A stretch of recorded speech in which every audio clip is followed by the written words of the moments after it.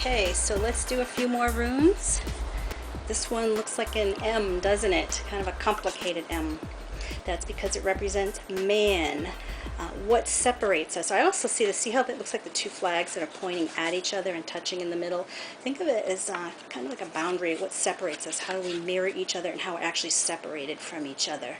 And this is actually a card about what makes us distinct from each other. How is your personality? How is your culture?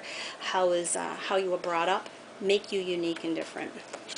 So this is what separates us, and it's our identity, what makes us us. So sometimes what separates us can make us think we're different, but it's also the group of things that are the same. So it's about kind of a town of people or a community of people that might have single-minded, but they're different from other people who might have other interests. Okay, so we've got man. Now, one that looks like that but is more simple is this one. Looks like the letter M. And it is another living thing, but it is something that is more simple than man. This actually represented horse before, and horses were a means of transportation, getting from here to there, moving. No cars, so this was our way to go. So this is about movement, travel, your status. It can actually mean moving from one house to another. If someone asks if they should consider moving, and you get this, yep. And you might even want to consider if someone asks if they'll get promoted, and this could be a move. But if you get this with a rune that represents a separation or ending, it could be moving towards something different. So we've got our man and our beast. What separates us, and then what moves us. Okay, so moves, M, and man, M. It's a little more complicated. Okay, so here's another one about movement, and it's very similar, but this can be more of an inner journey as well, not so much a physical journey, but it can also mean movement in terms of the outside. This is kind of like the Rider card, it begins with an R as well, in the Lenormand. And this is about movement as well, the mobile side of it, journey, how are things actually progressing and going. So very similar to the horse one. So riding. In a way, this one has to do with movement too, because it has to do with change, transformation. Starting here, flipping over, becoming that. It has to do with evolving. It has to do with prosperity and kind of the ups and downs of things, but it also has to do with just growth in general, just getting bigger. So this is a card that actually, when it comes up, it alleviates negativity. Helps it out. It's almost like a balancing card if you think of it, the two sides. But this is a card about change, shift, evolving, growth. So think of this as perhaps if it decreases, then it increases again and it evolves. All right, so now we've got this one. It doesn't look like a big open vessel, because it is. It's about opening. This is our creative fire, but you have to open up to it. This is a very fiery rune. So I want you to think of this in terms of work and your toil, really opening up and going ahead and doing it. So this is a very busy, hard-working, a lot there. Just think of it almost like Pac-Man eating, boom, boom, boom. You can see like the open mouth here, but a lot of work and activity, really pressing forward. But what happens if you do a lot of work? Here's the same looking rune, and it kind of reflects back what comes back to you. This is the fruits of your labor. This is what you sow. This is your harvest. So once you work, and it almost feeds back to you. So it's that open mouth coming back. It's like taking care of you again. So this is the success after you've worked.